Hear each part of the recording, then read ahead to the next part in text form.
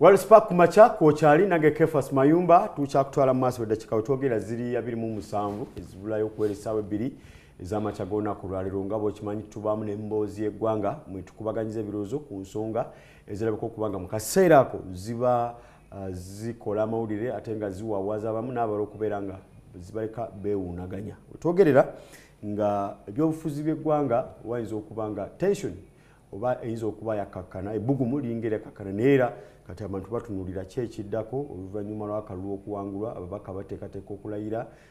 ne mu local government batandika okakalaba emirimu gyabwe naye ekitunulirwa kati nti bwe tuba nga tuli mu nkola ebibiina ebingi multi-party political dispensation tukyalina okuvuganya okwo kuli okwali okwakasa mmeme omanyi waliwo okulowooza nti nno okuvuganya kulina kwerokera mu bbugumu ne muliraba nga weriri but ate nga behind the curtains wali ebikolebwa okulaba nga waliwo kye tuyita alternative government naye mu alternative government ze tubadde nazo tubaddeko ne government yakolebwa w'ekitiibwa Mathias Mpuuga n'aleeta ennyingo zaali oba 17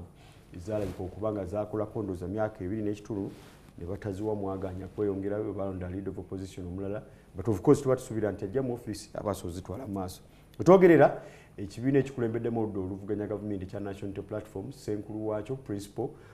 Robert Kyagulanyi Ssentamu Honorable tali mu ggwanga yakakasa era kyakakasibwa nti eggwanga yalifuluma ekibiina n'akirekera mu myuka we mukyala Zeldriga okuba nga akitwala mu maaso ekibiina kirimu bannamateeka ab'enjawulo kirimu abakugu mu byobufuzi n'ebyobukulembeze era twakirabye nga kyasonga ensonga eyo tugyogereko ku nsonga y'okuba nti ebibiina by'oludda oluvuganya gavumenti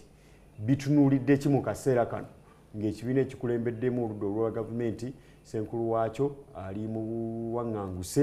ate nga n'ebibiina ebiriwo birabika ng'ebivuganya ebibiina by'obufuzi ebivuganya gavumenti mu studios tuli bamusobola okuba nga twegatiddwako George Musisi Council omubaka omulonde owa municipality y'Ekira serusanso okulaba nesimye okubeera no sebo Kefas musako okubalabiba abalabi ba Spark TV mbalamusizaako nnyo sebo twebaza mukama atwadde obulamu ate nesimye okuddamu okubeera wasemba okunkyaza nga tukyali mu lookaano naye ng'okakasa nti gwe teekawo abiri ogenda kuwulira kaakati era njagala okulamusa mugenjawulo bannakira kubanga bo wadde ensi yonna ali egamba nti nno gundi ffe ng'obubaka bwaffe tubututeri bannakira era ne balonda mukama olw'ekisa kye ne bannangirira kubanga omanyi akalulu kano kaalimu bibiri nga bw'omala okawangula kaakati n'otandika okusaba Katonda nti bakole ki bakulangirire kubanga eri abaalangirirwa nga tebalondebwa ate eri bangi abaalondebwa nga tebalangiriddwa nolwekyo kaakati nze omu ku abo ab'omukisa nti nalondebwa ne nangirirwa wasulawo ewakiso wali ewa Tolubert nga totemya naye ate ng'abantu bagamba wali kusuwa wini naye nobeerawo era nga totemya twava ekira ku ssaawa bwe twavira ekiro ku Lwokuna ffe zagendera saa 6 ez'ekiro nga DR forms zonna mu bifo ebirondebwamu 315 tuzirina era kyanneewunyisa nnyo nti ate electoral commission nze mu bwange nali nsobola okukuŋŋaanya ne nzifuna naye ate ye akakiiko akalamba nga kyagitwalira olunaku lula lulamba okufuna okuzimanyaza ezaayo zonna zonna so ffe twavayo nga tumanyi naye ngaera nga bwe nkugambye nti abalala bangi bagenda nga bawangudde eriyo ne bakansala va ku kansala ng'alina polling stations nga 2 n'ogenda nga oli sure kuba polling stations 2 box 2 ziba DR forms 2 naye era ne bagamba nti nabo ne babicyanga so ndowooza okulonda kuno bw'oba fe abamu ku baagala demokrasiya mu ggwanga kwatuza ebigere nga 10 emabega otwogerera ulindiridde kulayira naye nga omubaka okuva ku dda oluwabula gavumenti oba oluvuganya gavumenti ekibiina muova kyekikulembeddemu kaweefuba ono okulaba nga bavuganya okuvuganya kikitegeeza kubeerawo nga bukiseera owakanya naye obeera ne alternative kyekibayisa alternative government mu kiseera kino we tuli abawagizi b'ekibiina kya National Unity Platform otandika okulya amaloboozi ageewunaganya tuli kuki bakama baffe ekiki nga tebatubulira kiddako mwabasuubiza okubanja obuwanguzi n'ebirala ebiringa ebyo kiki kye muliko ekisooka kiki kye tuliko kibadde kirangirirwa eri bakama baffe ab'enjawulo ne pulezidenti w'ekibiina kyennyini yennyini azze ng'ayogera mu butambi obw'enjawulo tubaddeko ku nkiiko z'abamawulire olwasembayo ndooza lwali wiiki nga 2 emabega. Abawagizi baffe bangi akalulu kabazimalamu amaanyi olw'engeri gye kabbibwamu oluusi mu nkukunala oluusi mu lwatu wakati nga bwe nkugambye nti omuntu ne muva wansi ku polling station nga position zonna zonna ensi yonna etegedde baani abawangudde ne batuuka ewakiso oba emukono oba ekampala ku byali tali centers ezisatu tali centers ez'ewakiso emukono ne kampala ndooza zezasingamu effujja eryo bwe lityo ne babeera nga balangira ebintu byanjawulo so kyabamalamu amaanyi naye okulwanirira kye tuyita struggle lugendo era kyova olaba nga ngamba nnyo abantu batugamba nti kakati mwagamba okukabanja mutuuseewa okukabanja era tukyakabanja kiyinza obutabeerako time limit titwagamba tugenda kukabanja mu nnaku 2 Kefas ensi ejjuddemu ebyokulabirako bingi eriyo ne gavumenti ezigwa nga zakalondebwa kibe kisoboka wano mu Uganda yokka bwotwatta ekyokulabirako mu 2011 abantu bangi aba NRM era bayiwa obululu ne bagamba nti no Dr. Besigye nti ne bagamba nti akoze bubyo singa bwe yali akoze mu 2006 olwokuba bali baagala omunafuye naye ate tuba twakava mu kalulu abantu abaasituka okwekalakaasa bujjukirawo okutuwaaka nga weewuunya nti bano be bantu abangi ate abatalabise ku kalulu kakati olwaleero ekisinga okwewuunyisa nti abaawangula ne beewooba 71 wammeka ate basinga okuba ku bunkenke obulabirawo era buyolekerawo obulabirako ku bantu abakwatibwa bawangula naye bagenda okulangira obuwanguzi bwabwe nga abavubuka nga 13 babatadde mu kkomera ekira yokka bakwata abaana abawera 150 bateeka mu kkomera bajja nno mu mayumba gaabwe ku bodaboda stages ye abasanyuka gwe balabako goli munnamawulire walabako ku nguudo abeiye ku nguudo ab'ensanvu abasanyuka tuyagala basa gwirinda omukulu we bana bamuleeta okuva lwaki abayogayoga bonda abo banoonya mpiraawo va ku bana abazirale nekyeŋŋamba nti abantu abeeyiwa ku nguudo nga nti omukulembeze gwe twalonze awangudde kyengezaako okulaga nti akalulu kano twetaaga ndooza tusome ne geography oba n'embeera y'obudde bwe yali nti kawangulwa wakati nga bannayuganda abasinga naddala wano mu Central Business District amataba gabatawaanya gatutta ebintu byabwe nga balina ebyokulowoozaako okusinga ebyo byokudda ku nguudo okujaganya kubanga amataba gano we gali gajja tekasosola wanuupu wenaalemu kati omuntu okudda mu kifo ky'okukabira bizinensi ataddemu kujaganya obuwanguzi bw'omuntu atagenda namutegeera oba oli awo so nze embeera oluusi esomebwa kyenjagala nga nzamu ekibuzo ky'obutereevu Kefas nti abantu baffe bazzaako ki balina okimanya nti kyembadde ngamba nti olutalo lw'okugezaako okulwanira demokrasi owannamaddala luwanvu era oluusi lubeeramu ebintu ebifaanagana bwe biti osuubira abawagizi bamwe ekyo bakimanya nti struggle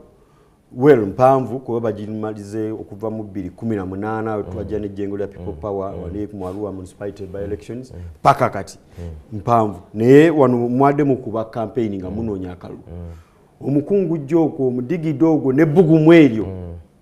nga teryasse nnyo ne likira ddala bwe bakaavu nga yali bweti yakkabusi terinawe yajja ne yeegoolamu ku katono yakkabusi ekyo tolowooza nti kirinawe ekyoyolekera nti nuupu yakuba kampeni ng'enoonya akalulu ng'eraga ebbugumu n'omukungu jjo n'omugundu ogwo kati muli mu kasiikiro si mwe muli ku bunkenke okusinga be mugamba ekisooka kya buntu omuntu okuba disappointed bakyogata mu Luganda okumalibwamu amaanyi bw'oba obadde olina ekintu kyoyagala notakifuna naddala nga tokifunye mu ngeri eteri ya bwesimbu nti bwe kiba kikugiddwako kubanga eri abantu banuupu abamu abawangulwa nga n'abalonzi tebawakana nti kituufu bwe bamuwangudde naye kati njogera ku bawangulwa oba abalangirirwa nti bawanguddwa naye nga mu butuufu buli muntu akimanyi nti bakoze ki bawangudde so kakati akasiriikirira ako si kalungi kubanga ekisooka kiki ekifuula nuupu ey'amaanyi si kavule si bantu naye abantu okulowooza nti nuupu eyimiridde ku cause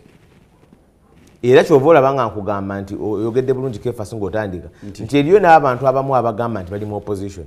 naye nga bw'omuwa eddakiika 3 oba essaawa emu nga byompadde wano ettundutundu alimala ayogerera ku Nuupu n'ogamba Nuupu ye mulabewo so ekyafuula Nuupu ey'amaanyi abantu kugikiririzaamu abantu okugikiririzaamu ku kiki kyeyimiriddeko bwe babanga ensonga ezo tezimaliddwawo oba kasiriikiriro oba ki otayinza okugamba nti nebbugumu nga lisse ebbugumu lisse n'ensonga ziweddewo abantu abadde bagiwagira bwe badde ogamba ebbugumu eryo bazzeeyo kati bagambye nti Nuupu nkyamu nnyo tudde eri bwe babanga tebannabadde bakuddayo bwe babanga Nuupu ekyamidde ku nsonga ezo kitegeeza nti akasiriikiriro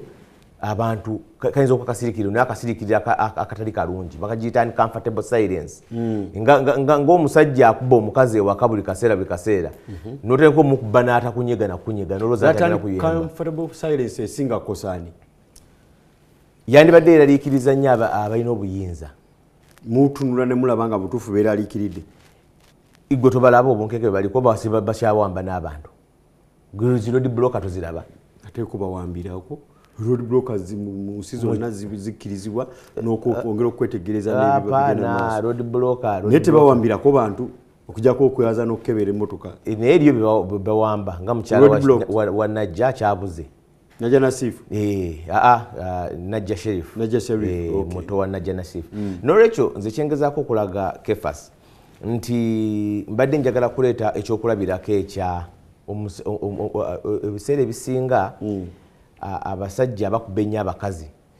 waliwo wotuka n'ogamba nti naye omukazi ono kyekyamuviiriddeko okutta omusajja ngagamba nti omusajja abadde amukuba okumala emyaka 5 ng'omukazi agumye kakati ono bwe yakoze n'akola ki yamusoberedde oba yamulabikiridde so kugamba nti bw'ogamba nti akasiikira akasinga kukosaani nze ndowooza nti buli woofuula nti tosobola kuleeta abantu basobola kulonda muntu gwe baagala mu mirembe oba obasindika kukola ki kubanga akalulu kano kibadde bagezaako okulaga nti kumalamu Nuupu maanyi oba abantu abalowooza ebyokulonda nti maanyi gamba nti nno ebyokulonda tebikyagasa tukimanyi nti no gavumenti eno ekimu ku bye yayimirirako ennyo mu lutalo lwayo lwali lya nsonga za demokrasiya era kyekimu ku nnyingo enkulu mu ssemateeka nti abantu balonde omukulembeze ennyingo nnamba emu nti abantu balonde omukulembeze gwe bakoze eki gwe baagala kaakati gwe bw'okifuula nti tekikyagasa kuba akalulu kano kibadde baagala okulaga naddala wano mu Buganda nti ebyokulonda si nsonga oba mulonzaani ffe tujja kulangira gutukola ki gwe twagala kitegeeza nti abantu mbageraageranya n'oli omukazi gw'okuba n'atakuddamu nti naye bw'alifunayo ekyobunafu wakati basindika bakole ki bw'oba ogamba nti ebyokulonda tebikyagasa kitegeeza nti bino ebyamateeka gamwe bimwogera ebikyakola so nze ndowooza nti ekyo buli munnayuganda yenna naye oba oliwo NRM kyandibadde kikweraliikiriza kubanga nkugambye nti ekimu ku binywezezza oba yali empagi ya NRM yagamba tulese kye bayitanga popular democracy nti abantu balonde kuva ku LC1 mulonde gwe mwagala nkugambye baatuuse n'okubba kansala ow'ekyalo ekimu kansala akiika ku division aba akikira kyalo nga kimu oba bibiri ng'alina eboxi nga 2 ewamu waliwo ewamu mukira eboxi polling station ezimu kuzisinga obutono ow'NRM yafuna obululu 4 ewamu yafunawo kamu boxi endala n'afuna obusatu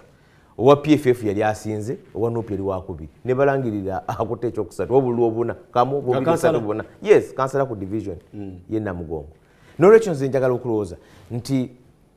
embeera eno si nnungi era yandibadde eraliikiriza buli munnayuganda ekizibu kye tufuna oluusi ky'abantu kulowooza nti no democracy wa Nuupu oba obuvunaanyizibwa bw'okulwanirira bwa Nuupu nedda obuvunaanyizibwa bw'okulwaniriza eggwanga lya buntu n'aba NRM abalowooza nti eggwanga lisaana okutwalizibwa obulungi nabo balina okukirwanirira kansa otujjidde ku mpewo waliwo omuganda wange Ahmed Wahab abadde mu byamizannyo Man City yawutudde Arsenal golo 2 batukoze bulungi kisoboka Arsenal kugamba nti Man City yayise ku lugwanyu twali tujja gikuba naye nga abajja gibuuza olugwanyu walesewo lwaki mwajja mu kalulu kano nammwe nga mutukakasa eggwanga mukakasa eggwanga nti ku mulundi guno muzze n'enteekateeka ey'enjawulo oba tutya wakitu n'akabanja nga kabonera kali kukoleka nti mujja mu resi gye mwali mumanyi obutereevu nti byonyumyako kati byali bijja kubaamu oba temwabimanya nammwe byabakanga bino byonyumyako ebyabadde mu kalulu mwajja mu resi oba mwajja mu kisaawe nga musuubira amakuuli ag'engeri ng'eyo n'engwala nga bwe gambe omupiira oli ayinza okuga nti engwala zabadde nnyingi ekikulu naye ng'omupiira ogujjamu ogumanyi nti Man City ekabala ekuba engwala esika ne biringa ebyo. Kituufu tetwasuubira nti nno kubanga abantu be tuvuganya tubamanyi nti tetwasuubira nti bajja kubeera babi okutuuka kuba oliawo ku ssa lino. Ekirala ekyokubiri nti kituufu twajja nga tumanyi nti tebategekangako kalulu ka bwesimbu. Ekyo mwajja mukimanyi? Twajja tukimanyi. Naye oluusi nga bwe nkugambye nti nja kuga nti kye bayita struggle ebeeramu phases nyingi kefas. Era ne point eno Dr. Besigye ajoganyo nti oluusi ekimu ku ebikutwala mu kalulu kusisimula bannayuganda kukozesa kalulu kano kyekimu ng'era abantu bagamba abamu bagenda ne bagamba njaga kukyongera ku ekyo nzijeyo point yange nti kaakati ate lwaki mugenda mu palamenti nti akalulu gubanga okozesa ekkuba eddala okulaba ng'otuuka ku bannayuganda kubanga kati ekyokulabirako. NUP okimanyi twagezaako kukola president waffe yagezaako kukola tours emirundi ebiri ekwetera eggwanga okusimula abamemba b'ekibiina nga buli mulundi bakola ki poliisi esooka negamba ne manage neziyimiriza. Akalulu ndowooza gwe mukisa guko oluusi ogukuweebwa okutambula eggwanga lyonna nga teryakuba ku nsolobotto newaddenga nako baata ne kuteeka mu ki emizinzi nga bwe twalaba mu 2021 ne wano mu gundi emu. So ensonga emu nti akalulu kakuwa omwaganya okusisimula bannayuganda okubatuukako yonna yonna mu nnaku ezo 12 ezikuweebwa. So n'ogikozesa nga front. Era kyova olaba nti ekimu ku bintu kyaffe erinza okukola ffe ng'abakkiriza mu demokrasi zijagamba nga NUP kuba kino kisusse kuva ne Dr. Besigye kyekyokulaba nga abantu batwa obuvunaanyizibwa bo nga bo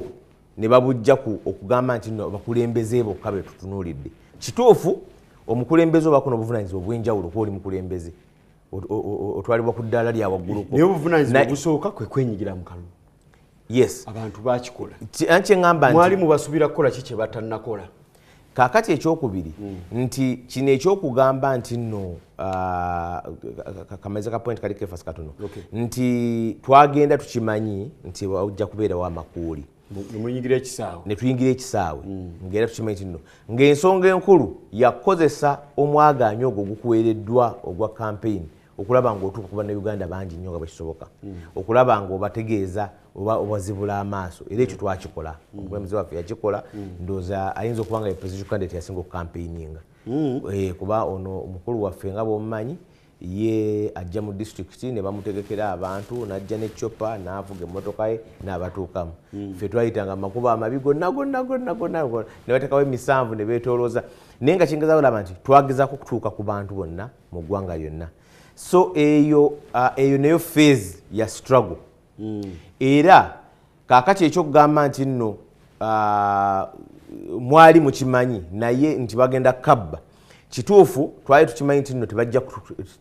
kibeera kyangu naye emu katala lyali yagamba bannayuganda nti buvunaanyizibwa bwaffe ffenna. Ojjukira nti omukulembeze waffe yagenda nga ngamba yakyogera lunye mu kampeni eno nti gwe Kyagulanyi wooli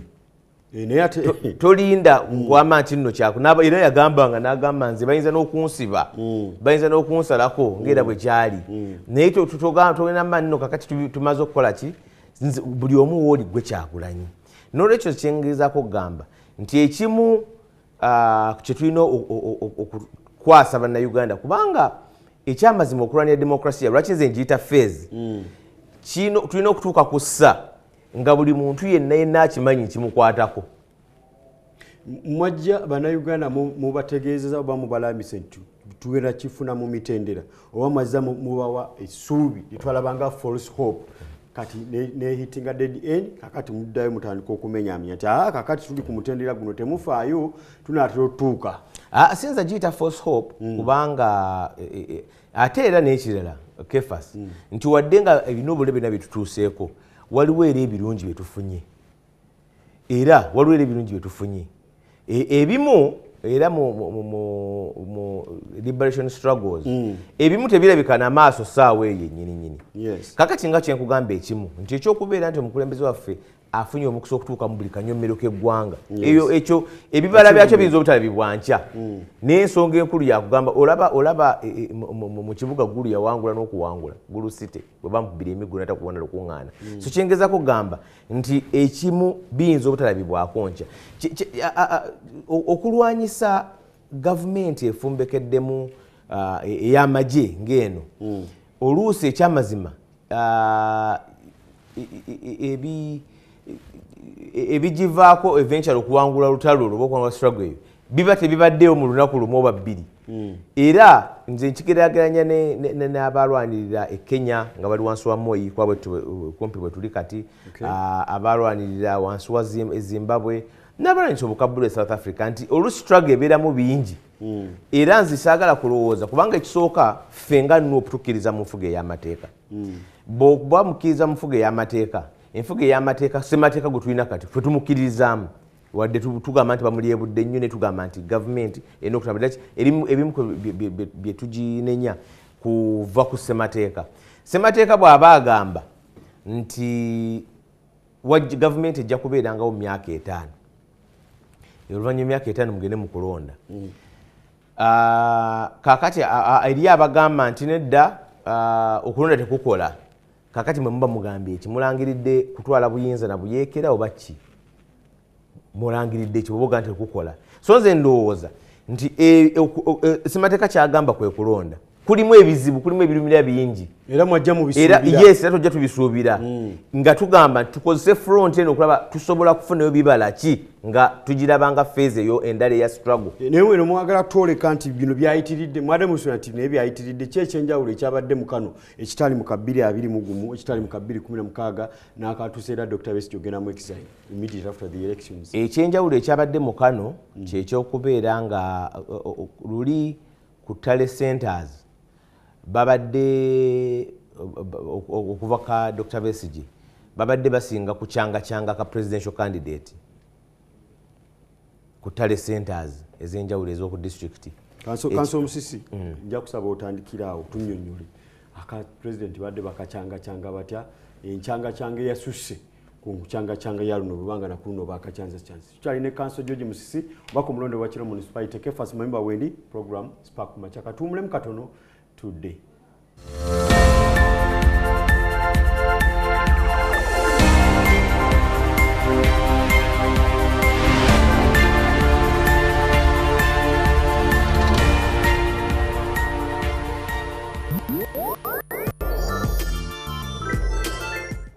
Well, nkwebaza tukyali ffenna program Spark Kumacha nange Kefas Mayumba ndine Council George Musisi amuna kibiina kya National Platform ngate ye mubako mulonde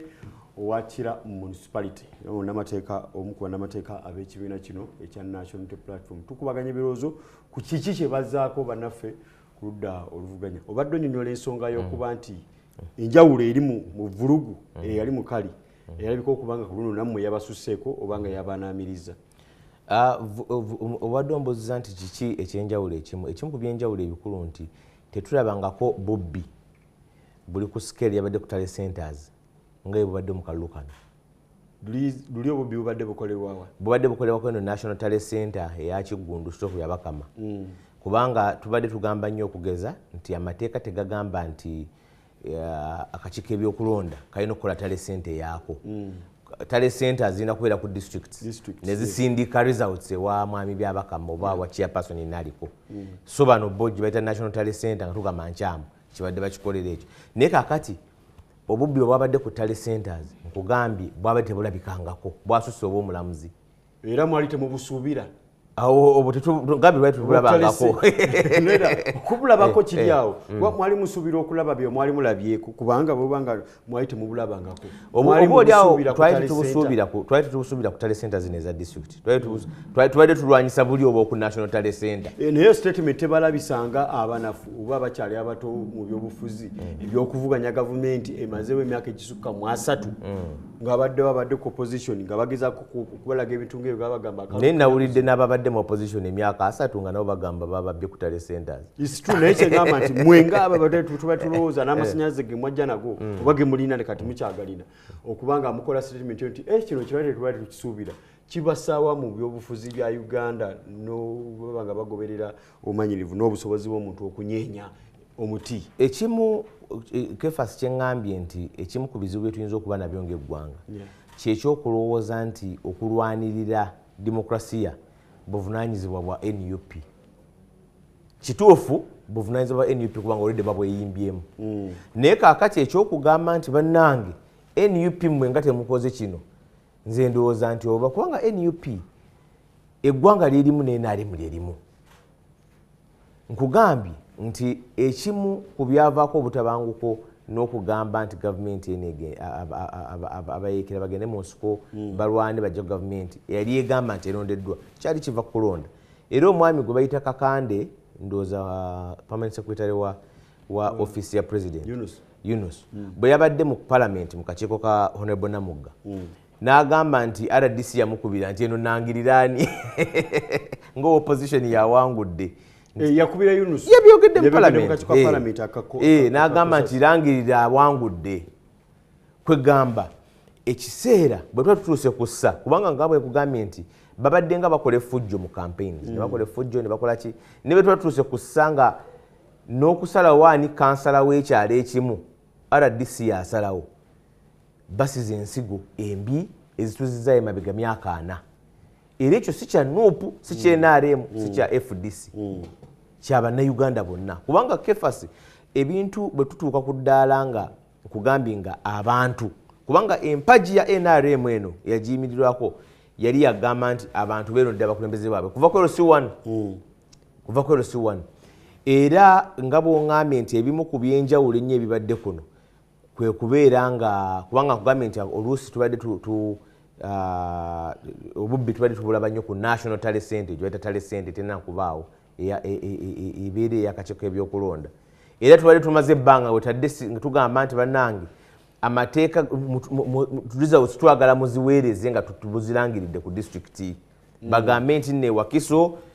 ono presidential candidate afunye bweziti ono afunye bweziti bisobole okugendera nga tubigoberera waggulu kyetubadde tutaddeko essira ekyo. Kaakati ne bagenda ku giya endala nti n'okusalawo ani kansala w'ekyalo ekimu era RDC yasalawo oba Giso. Obukakafu n'obujulizi mulina bwe mukuŋŋaanyizaawo obulala obumala obwenkulana okusapootinga ekyo kyoyogera tiddala babadde ba RDCs tali centers ezibadde zisalawo ali omuntu n'ebirala ebiringa ebyo obujulizi weebuli okugeza nkugambye omanyi kalulu ka 2016 Honorable John Patrick Amambabazi yakuŋŋaanya obujulizi butuufu ng'olabya ddala abulina niira tugera okulanga omusango ate ofiisi ezalimu fayiro z'obujulizi n'ebirala ebiringa ebyo ne bazimenya. Kakati kireetera omuntu okulowooza nti naye opposition ddala gye tuliko yaddala oba oluusi baba batufeekinga. Nedda nze ndowooza omuntu aba mwenkanya oyo nga bwe nkugambye Kefas nti okulwanirira demokrasiya tekubeera nga genda wali ku Javas n'onywamu kacaayi luba lutalo. Kaakati olutalo bannaffe bo bagenda mu lwansiko eno nayo phase endala ya liberation struggle si ya nsiko n'amasasi na mundu. Era nga bwe nkugambye nti nga bw'olaba olutalo olw'abakabbulu ANC ng'erwanyisa apartheid nayo terwali nga olutalo lwa mundu nti baali bayeekera nga bakoze wadde bagirangira ekiba kyabayeekera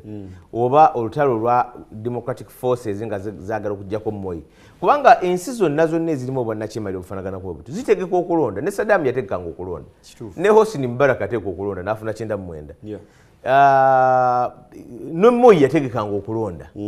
So okulonda is just another phase just mutendera gwa mulala oluusi ogukozesebwa era abantu abamu bagamba nti lwaki temwazira jjukira nawe waliwo abagamba nga bwe mba mumanyi nti ebintu bimu temukagendamu nze nembooza bw'otakagendamu okole ki kubanga boycott ekola ng'ogamba nti sikagenzeemu ngenze wano bw'otakagendamu okole ki ogende mu kanisa osabe oba ogende mu ssabo osamire oba osiibe ogende mu kusaba n'okusiiba paka so nze ndowooza nti abantu baffe ekkatala tulina okubategerera kulaba nti okubabuulira nti struggle erimu emitendera egimu zibeera setback nga bwe nkugambye nti nno abantu baffe abamu baweddemu amaanyi ensonga enkulu yokugamba nti nno nejjako ntya setback eno okugwamalamu amaanyi ku nga bwe mbeera mu lutalo ne bagamba nti nno bwe luba lwa mundu ne bagamba nti eno gurupu bagisse yabadde oba batukubye wano kakati mwejjako muti ekyo ne mugenda mu maaso kubanga ensonga yammwe ebalwanyi ekyaliwo bwe mwategeera nti olutalo lufaanana bwe lutyo mwayita bannammwe on board kubanga opposition mwatuka ekiseera abamu babalabanga abaali balaga ensi nti mwemalirira olw'amasanyalaze oba oliawo ng'enjogera agalabikira mu 2016 2021 ne mutuuka ekiseera nga mwemalirira nga mulina opposition gye mwasangawo ne mugisawuka ne mulaga ne mugisawuka eri ne mulaga nti musobola okwemalirira. How often do you meet with these other players abali ku ludda oluvuganya era nga tetunaba na kugenda mu kalulu byabaawoko kubanga twalabako ebibiina nga PFF ng'eyagala okukola collision ne ANT mwera temwalabika mu coalition mwalaga nti temubeetaaga so nga ate abamu batulowoozesa n'okutugamba mmwe muvunaanyizibwa okubeera nga munoonya bali bajje mutesekuba mukulembeddemu. Ekisooka si kituufu nti nno twetwala bwe tutyo oba oliawo ekyo kubanga erabanga abeemalirira ekitumu kyesobolera kaakati ekisooka abantu baffe bangi nga bwe nkugambye nti abali mu opposition eyo ekitugatta kyokka nti tuli mu gavumenti naye nga opposition erimu ebibiina ebyenjawulo erimu n'abantu abalaba ebintu mu ngeri y'enjawulo. Opposition eyo mwe muli n'ekibiina ekikulembera Mwami Mao wadde ng'ali mu gavumenti era atula mu palamenti ng'ali ku ludda olwa gavumenti ng'ate ababaka be batulire ku ludda opposition naye eri part of opposition. Opposition eyo mwe muli kakati olwaleero abantu nga omwami omu omusomesa wange ate munnamateeka Kanso Yusufu Nsibambi okumanya kw'okw'amateeka kwe sibuusabuusa olwaleero akugamba nti ekizibu kya Uganda opposition naye ng'agimazeemu emyaka egisooka mu 20 olwaleero anenya n'okunenya yarepresentingangako Dr. Besigye n'abantu ba PRA emyaka nga 20 emabega kati olwaleero akugamba nti kakati balooya lwaki tebateesa lwaki bebasibiza abasibe kwegamba kimutwalidde emyaka 2 okimanyi opposition erimu abantu bwe batyo. N'olwekyo nze ndowooza nti abantu abakkiririza mu kimu eriyo n'abantu abamu by the way Kefas nga tebaagala kuva mu opposition nga baagala kubeera ku ludda oluvuganya era nga bakyewaaniramu nnyo mwe mwakajja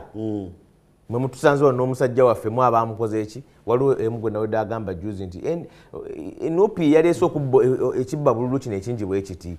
kwaffe mu 7 twali twamumanyira nga tulina engeri gye tumukwata opposition waliwo ANT tukolagana bulungi tukolagana bulungi enkolagana gyogeddeko ya PFF ne ANT endoozi yali yaabwe ebibiina ebibiri bagenda mu nteeseganya ne bakolagana ne tubalaba nga bakola yali yaabwe bo nga bwe ngambye nti opposition tulina nga bw'ogamba nti abakkiriza mu Yesu Kristo oba Yezu eriyo abakatuliki eriyo aba Church of Uganda eriyo aba Adventists eriyo aba Orthodox kakati olwaleero abakristaayo n'abakristu bali mu Lent ekisiibo oba omwezi gwa Kalema eriyo abalala abakkiriza mu Kristo nga tebali mu ebyo tebabikkiririzaamu okiraba naye nga bonna baki ba Christians bonna bakkiriza mu Yesu Kristo ba Yesu era basoma Bible yemu kakati bwentyo bwe ndaba opposition nti ate sibanenya abantu abamu okubeera kubanga oyinza otandika ekibiina ng'ekigendererwa kyakufuna omubaka omu nga kyekigendererwa kyo tiwefuna omubaka omu nteese ne gavumenti oyinza okwata ekibiina ng'ekigendererwa kyakufunayo kansala okiraba era naawe kennyini nga bw'ogambye nti simanyi kati ogambye nti no twajja twemalirira banuupu bameka oba ddiwo owulirawo banuupu boogeraganya banuupu nga balumba bali oba ne bali abalumba nuupu kubanga ffe ekizibu kyaffe kya gavumenti gye twagala okuggyako gitulowooza nti ekizibu kya Uganda so si bano ababiina ebirala ebiri mu opposition abamu abatulumba just bugologoosi bayita pawns bwe bakozesa obukozesa ku chessboard naye anti kakati muyinza okuba mwe temulumba oba na bigambo naye nga mwerwana mu ngeri erabikira mu kalukano akali recent nti waliwo ebifo ebimu nga bw'olaba w'omusomesawo nti that was a stronghold nga opposition kumala ebbanga kakati ne mujja era ne muteekayo omuntu era nga muteekawo okuvuganya mwamuteeka oluvannyuma lw'okulaba nga aliyo si opposition ekyo si kibi oba mwatukako ku mmeeza ne bagaana nti nange nnemeddemu sijja kuvaamu ekyo si kibi kuba tebalina bwe balaba nga mutuula ku mmeeza n'ebibiina ebirala nga tetunayingira mu kalulu ako okwogezanya ku mbeera eringa ngaeyo gye twogerako ekyo si kibi okwevuganya si kibi ogamba ntuleete omuntu omu kyekyandibadde kisinga n'ekijja nga mumaze okuteesa ne mugenda mu coalition before NUP kankuwa ekyokulabirako mu 2016 n'odoyogera ku kulonda kwa 2016 waliwo omukago baguyitanga TDA the Democratic Alliance omukago ogwo nga gulimu ebibiina nga mukaaga ngujjukira FDC neguvaamu era neteekawo abantu ne TDA ng'etaddewo kubanga yetegukkiririza kubanga n'omukago muguyingiramu nga mwogedde kakati ffe nga tujja mu kulonda kwa 2021 tewaaliwo kwogeraganya okukuleeta mukago era si buli mulundi ogusoose kati nkubadde ekyokulabako nga NUP teriiwo nti waliwo nowaali okwogeraganya mu 2011 2016 yonna waalingawo nga ebibiina bivuganya ebya opposition era tewaliiwo kifo kyebali okugeza wano mu Kampala akalulu ak'amaanyi embiranye eri wakati wa Nabiira Naggayi nga opposition ne Nakiwola Kiyingi nga opposition kakati gwe mwawa kaadi Nabiira no 2016 mwamuwa kaadi yagifuna 2021 naye nsose kuwa 2016 nga NUP njagadde kijjamu n'okukulaga yes nti era embiranye yaliwo wakati w'ebibiina bya opposition nga bavuganya Masaka nga kali wakati wa Mbidde n'Empuuga nga baba opposition bonna era tewabeerangawo constituencies z'ogamba nti zaanunulwa we baali bagambye nti waliwo omubaka omu opposition yeesimbyewo tekibeerangawo kuva 2016 naye nga bo abantu bwe baba baanunulwa era bajja kulondako opposition ekira embiranye y'amaanyi yadde wakati w'aba opposition babiri era si gwe mulundi ogusoose era si gwe mulundi ogusoose kubanga n'ekira yennyini ne mu 2021 waliwo opposition babiri ne mu 2016 kyaliwo ne constituencies endala nate embiranye ate ku luno ebadde y'amaanyi ng'okuvuganya wakati opposition ate kw'amaanyi ate kisoose mu kuluno kugambye mu 2016 embiranye yali Masaka yali wakati wa Mpuuga n'Embidde mu kibuga ngeri wakati wa Nakiwola Kiyingi ne Nabiira Naggayi nga NUP teriiwo ekyo kibaddewo ebbanga lingi mu constituencies NRM gye bagifubutula ati ekyawukanye ku kaluno nti awamu abadde embiranye wakati opposition NRM we waguliza neeyitawo esanga ngeresa ababaka bangi okusinga NUP eri ababaka naku mulundi guli eri gye twatandikidde nakugambye nti okulonda kuno ebifo bingi ebimu bibadde nga tali centers balangirira gwe baagala so sigamba nti NRM yawaguza nedda kyekyagigaana okuwaguza mu 2016 yazadde y'abantu abalala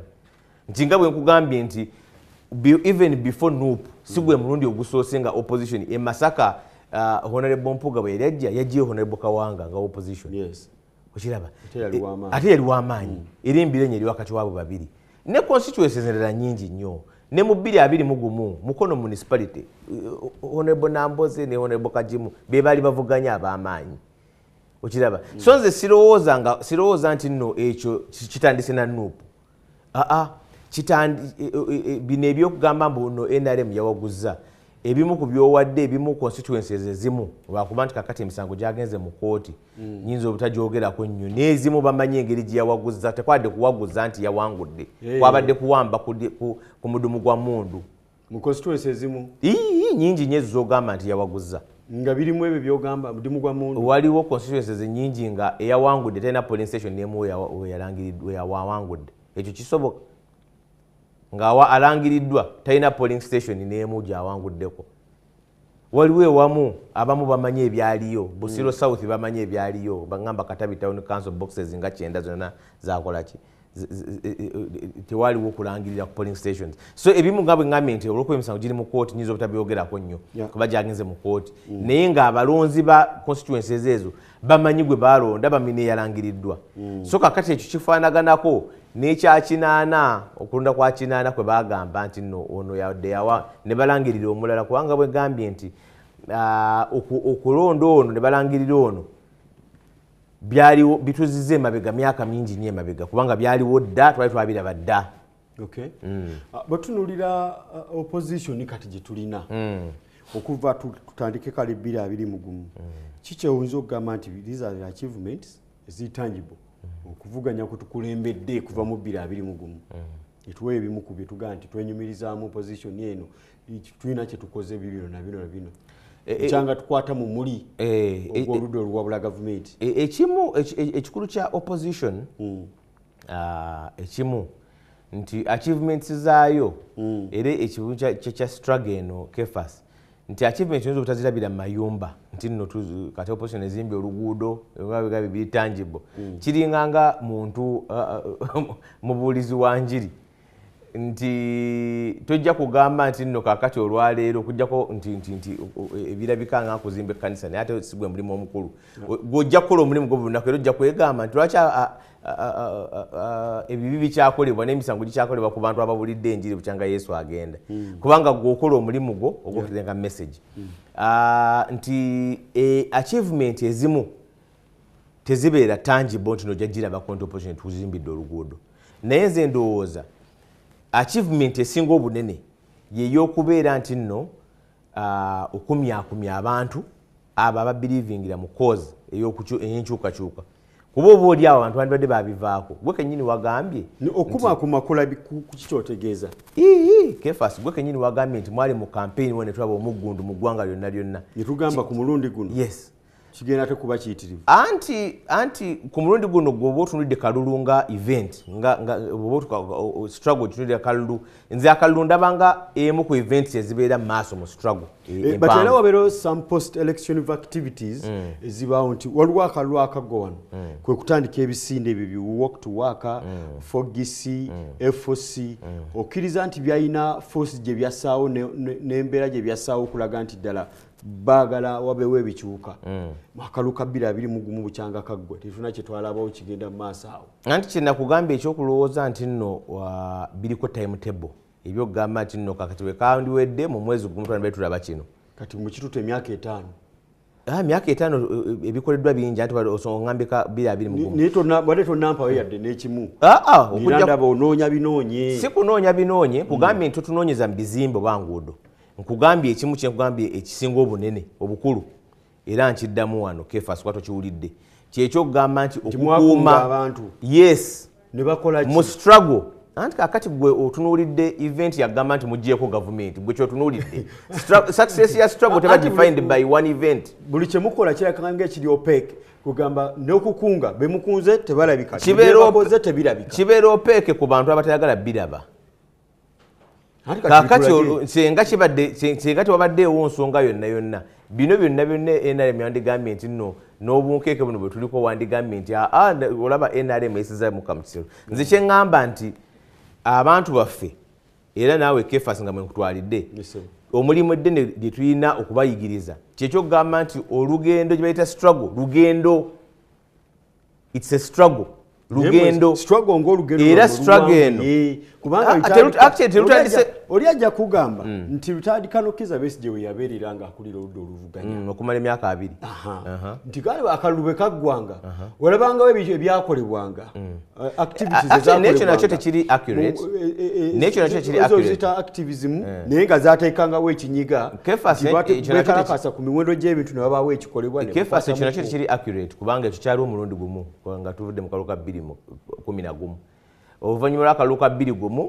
yafuluma eggwanga ng'obulamu bwe buli mu matigga oluvannyuma lw'akalulu ka 2006 bamuteeka under house arrest oluvannyuma lw'akalulu ka 2016 bamuteeka under house arrest ne bamuvunaana ne bamutwala ne Karamojja so kikyengezaako kugamba nti ate n'ekirala naye tugwa omulundi ogumu gwo gwobala eno tetunagubala anti kakati gwe lwakuba ogwa Dr. tetugambye nawe kenyini admit nti gwali mulundi gumu kati ogumu eno guli luddawa anti kagwani agambye tugenda kukola ekyo gwana gambye ntino mugenda kuddamu okutuwaaka kyemugenda okukola munakikola ddi mukiteekerateekera emyaka emeka ekyo bannayuganda bwe muze musuubiza enkyukakyuka n'okuleetawo enjawulo etabangawo kefas okulwanyisa obwannakyemalira si lunaku lumu era ne NUP ezimbidde ku struggle yatandikibwa edda nagambye nti nno okulwanyisa genda mu nsi zonna kubanga bintu tebisuuse mu Uganda Moi bamulwanyisiza emyaka egiwera gavumenti y'obukabbulu mu South Africa gyasukka n'emyaka 50 gyovola nga musoma nti Mandela bamusiba 27 no bamusiba 27 mu kkomera so kyengezaako kugamba nti okulwanyirira enkyukakyuka lugendo kakati gongamba nti mutubuulire nti kakati mukoma mu mwaka guno oba mu mwezi guno mukole kino kakati gwe success ogipimidde ku government kuvaako gwe ye success otherwise nandibadde nkugamba nti kakati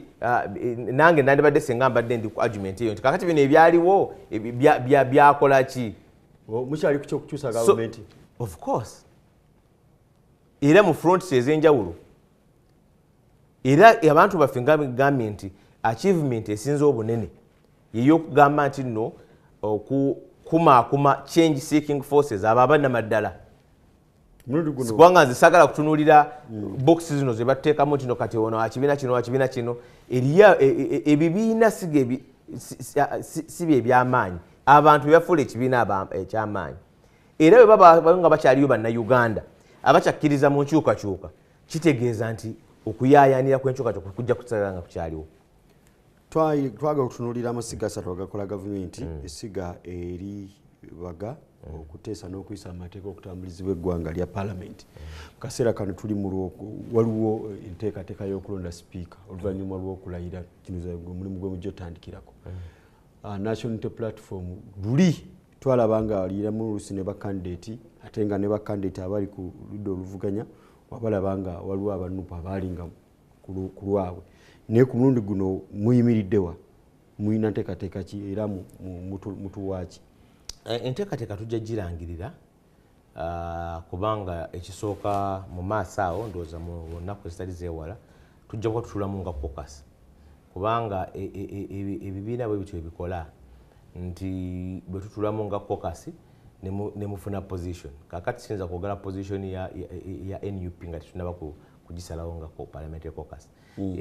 era ndowooza n'ebibiina ebirala ebiina aboludde okuggyako naye ate ne NRM ndowooza naye tenafuna position ya NRM kubanga era nayo mpulira aba NRM ab'enjawulo abeesimbyewo so nze ndowooza nti ekyo kijja kuba nga tumaze nemumanyi nti tujja kutuulamu ndowooza mu wiiki muno tulabe tufune position ekyo kyenjagala okwogera ku ekyo naye nga bwe ŋŋambye nti abantu ab'enjawulo ekimu ku bizibu ebiriwo nti kakati okulonda kwa sipiika bakufudde nga national election yandibadde kyobola nga amateeka agafuga paalamenti tegakkiriza na sipiika ku campaigning oba yesimbe kuba sipiika kuba kirowoozebwa nti kyandibadde nti bwemutuula wali ng'abantu balyoka banominatinga abantu oyinza n'okusanga nga bano abamu aboogera kuba tebannakunomination ng'abamu bajja kuvaamu ate ng'abapya bajja kujja so nze ndowooza obudde bukyaliyo okukola ekyo kubanga akaluluko bwa sipiika tekabeeranga kano akalanti okampeininga mu mbeera eya bulijjo bandibate kitandise ennaku zino abantu bagenze nga buli kimu bakingizaamu ebyobufuzi ebingi ennyo tusubire nti nupu eyinza okuleeta candidate saagala ku speculatinga oba kuteebereza nze ndowooza nti okuleeta candidate kijja kusinziira ku bintu bingi so siyinza kugamba nti yes oba no mulowooza mwandivuganyiza ensonga enkulu si yakugamba nti oba kuvuganya oba nedda ensonga enkulu nze ndowooza yakugamba nti sipiika ki gwe twetaaga oba avudde mu nuupu oba nedda ensonga enkulu yakulaba nti twetaaga sipiika asse ekitiibwa mu mateeka ga paalamenti n'amateeka ag'eggwanga yensonga enkulu eyo essiga lino musuubira okwolesezaamu amaanyi numerical strength bwogerageranya paalamenti eri eva enaatera okunzika nenejja mulindooza ababaka ba national unity platform 50 bwe watyawo ate nga tetumanyi petition zinebira gye binagwera. Tuyinza okufunayo abalala mu petition, tuyinza okufunayo abalala tuyinza okukola ataano mu omusanvu ng'ondidde kubanga tutwala obujulizi bwaffe obwatunyagibwako mu kooti. naye nga nekiri kisoboka muyinza okukendeera. Sitaani bw'aba ayoleseza amaanyi gere tumanyi ebiseera bisinga Katonda yasinga Sitaani amaanyi. So ku luno muli batono musuubira kuteekawo mutya okuvuganya okw'amaanyi oba n'okwesa empikiza ebyobufuzi ku ludda oluwabula gavumenti okwawukana okusinga kweno paalamenti eriwo nga n'abamu ku gwe kennyini okyadmitinga okyogera you confess it noga nti bannaffe abamu tulowooza nti bali ku ludda luvuganya tugenda obeetegereza nga alayika ate balwanyisa ffe. Osuubira otya paalamenti eno okubeeramu ne force erabika okuba nga ekola nga alternative government era ddala nga alternative weeziri ne bannansi ne bagamba we are backing you. Kyova olaba nga ngambye nti twandyetaaze sipiika assa ekitiibwa mu mateeka agafuga paalamenti n'ag'eggwanga. Paalamenti teyalowoozebwa nti ejja kubeera nga kivvulu oba nga buuthi ya byakulonda nti abantu gye bagenda obugenzi okutwala numbers. Paalamenti yalowoozebwa nti ejja kuba tteesezo mu Luganda tteeserezo w'eggwanga. Okuteesa kitegeeza nti bwenjogera oba oliawo nyinza okubaako abantu oludda eri benkola ki benkwana oba bensikiriza pointi yange gyenjogera nembamatiza butuuka okulonda nga bakkiriziganya ne pointi yange. Kati ekizibu ekibeerawo kyekyokubeera nti okulaba paalamenti nga ekifo ekyokulonda obulonzi tugende just numbers. Okugeza etteeka bwe lijja oba kyandiroozebwa nti bwe mutuuka ku stage ey'okulikubaganyako ebirowoozo nga paalamenti nti bwe wabaawo akawaayiro nyinza okwogera wadde ndi wa NUP nga tuli bantu basatu naye ate ne wabaawo abakagula sayidi eri ne bakikola ki so kyekyandirowoozeseddwa ekyo. So bwe tufuna sipiika nga ssa ekitiibwa aleka paalamenti ekole nga bw'erina okukola ne bwe muba batono mu numbers muyinza okubaako bye mufuna kubanga wabairayo ba independence oba n'aba NRM abayinza okulonda nammwe okusinziira ku kiki mukoze kiki ensonga ekubaganyizibwako ebirowoozo essaawa eyo. So tusuubire nti so paalamenti ababaka tebalina kugenda nga ba robots. Kyova olaba nga omubaka talina delegate nti delegate atwala birowoozo nga bye babimuwadde nti bino abagundi bampadde bino omubaka aba representative oyinza okwongeramu ebibyo oyinza okukyusa biri oteesa mu best interest y'abantu naye nga ensonga enkulu nti oyina kuteesa so robot akola bukozi nga bye bamugambye. Okay. Bwetu bwe tubadde olunaku olwaleero mbadde ne Kanso George Musisi nga tukubaganya ebirowoozo ku nsonga z'odda oluvuganya n'ebyo baleka okuba nga byebazaako mu kaseera kano nga principal w'ekibiina kino ali Mitala Mayanja okulembeze yabwadde vice president we mukyala okuba nga yakutte enkasi. Tugenda kuba ate tujja kweyongera Kanso Musisi okumuzza kwogera ku nsonga ez'enjawulo. Tukwagaliza akaseera kalungi mu paalamenti omulundi gwe 12 bwe kiba kisobose oluwukana oluggyemu lwa sipiika kubanga ebisaanyizo birina n'obusobozi. Kituufu ebisaanyizo byonna mbirina ate era nga tomanya nga bwe nkugambye nti ekyabuliwo omwezi n'omusobi bano bonna abalimu bayinza